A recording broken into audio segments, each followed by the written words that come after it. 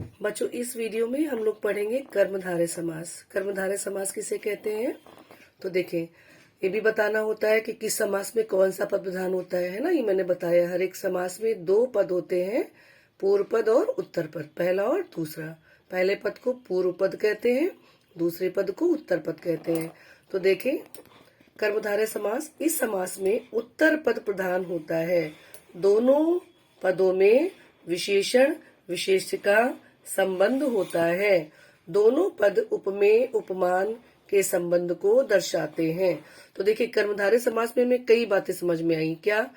पहली बात तो जो सब में बतानी है, इस समास में उत्तर पद प्रधान होता है, अर्थात दूसरा वाला पद प्रधान होता है। ठीक है। इसी तरह से तत्पुरुष समास में भी दूसरा पद प्रधान होता है, और दोनों पदों में विशेषण और विशेष्य का संबंध होता है। यानी एक विशेषण होगा और दूसरा विशेष्य। विशेष्य क्या होता है?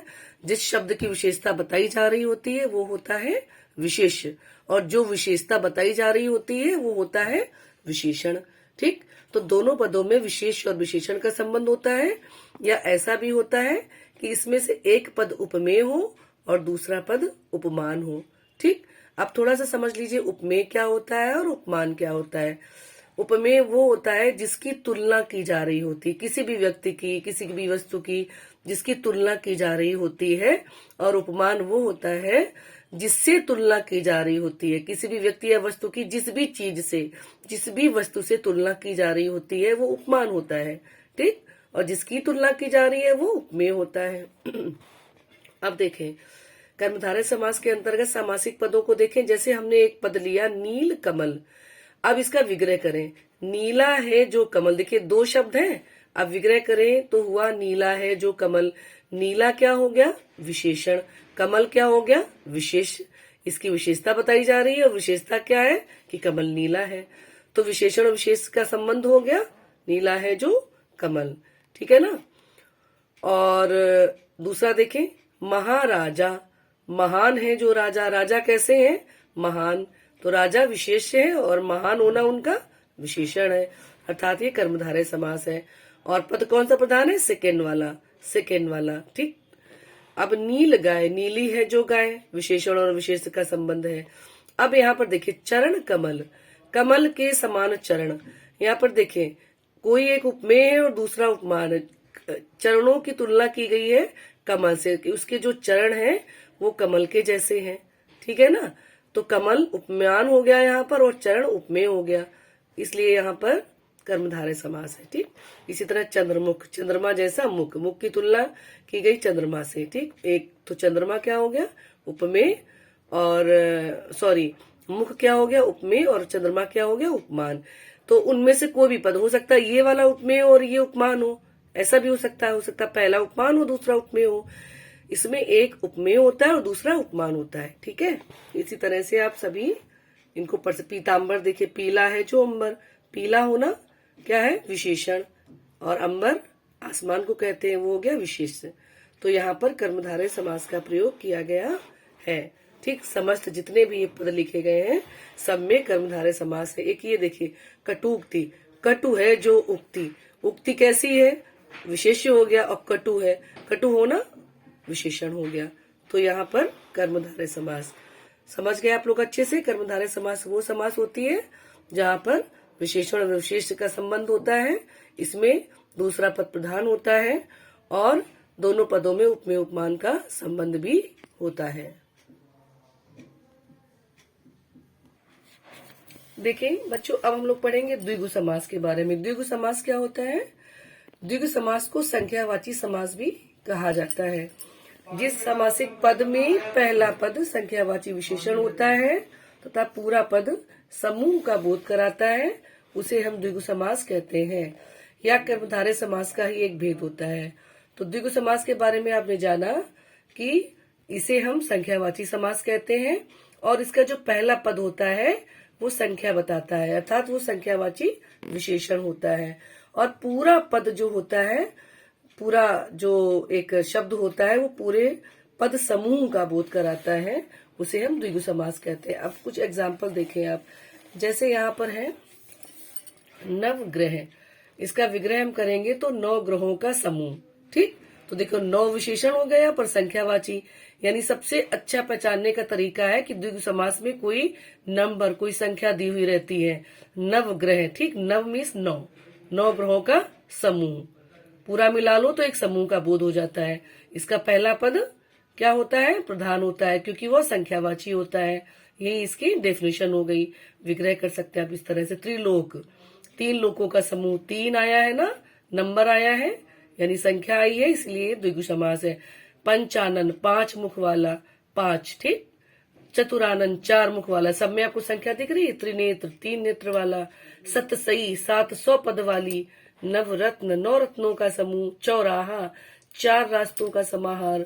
सप्ताह, 7 दिनों का समूह। त्रिवेणी, 3 नदियों, गंगा यमुना सरस्वती का समूह। पंचवटी, 5 वटों का समूह। पंचामृत, 5 अमृतों का समाहार। तो आपको समझ में आ गया होगा कि द्विगु समास में एक संख्या दी हुई रहती है, जिससे आप पहचान सकते हैं कि ये द्विगु समास है।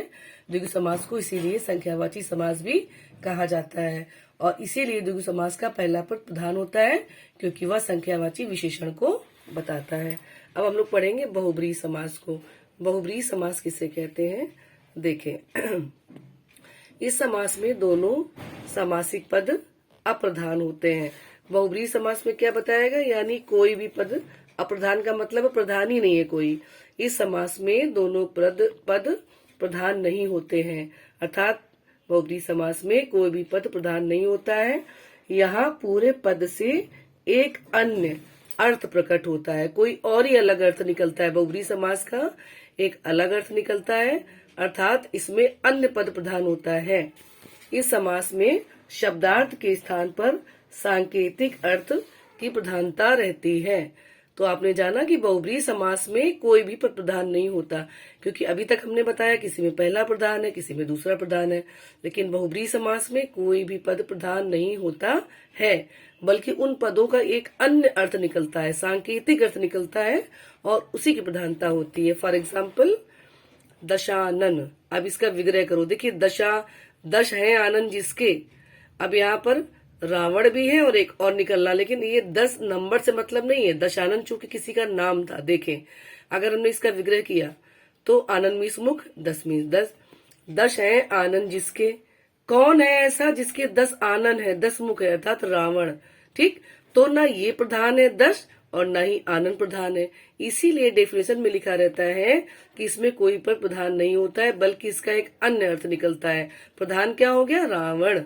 10 है आनंद जिसके, अर्थात रावण, इसका अन्य अर्थ ये प्रधान हो गया। त्रिनेत्र, 3 है नेत्र जिसके, अर्थात शिव, ठीक। यहाँ पर शिव प्रधान है। अच्छा, यहाँ पर आपने त्रिनेत्र द्विगु समास में पढ़ा था। त्रिनेत्र, जब आप विग्रह करोगे 3 नेत्र वाला, 3 नेत्र वाला, तब हो जाएंगे शिव जी, ठीक। अब इसका अन्य अर्थ लगा दोगे, अगर 3 नेत्र हैं जिसके, अर्थात शिव जी, तो शिव जी के संबंध में ही बहुब्रीहि समास हो जाएगी। दोनों में यही बात है। दशानन, 10 है आनंद जिसके, अर्थात रावण लिख दिया तो बहुब्रीहि समास। आपने लिख दिया 10 सिर वाला, तो वो 10 नंबर हो गया, तो संख्यावाची समास, अर्थात द्विगु समास हो गया। तो जैसा विग्रह करोगे। पीताम्बर, देखो उसमें भी आया था। पीताम्बर कर्मधारय समास में भी आया था। हमने बताया था पीला है जो अंबर, तो पीला क्या था? विशेषण, और अंबर क्या था? विशेष। लेकिन तब वहां कर्मधारय बताया था, लेकिन अब इसका विग्रह करो। पीला है अंबर, अर्थात वस्त्र जिनका, पीला जिनका वस्त्र है वो कौन है?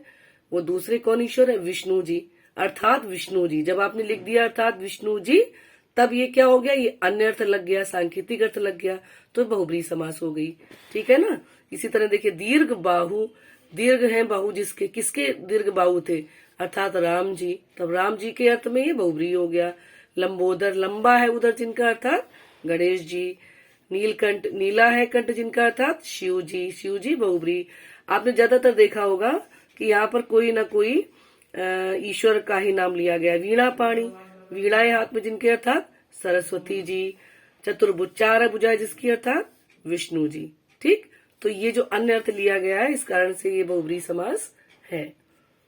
इस वीडियो में इतना ही। नेक्स्ट वीडियो में हम लोग द्वंद्व समास और अव्ययीभाव समास को कंप्लीट करेंगे।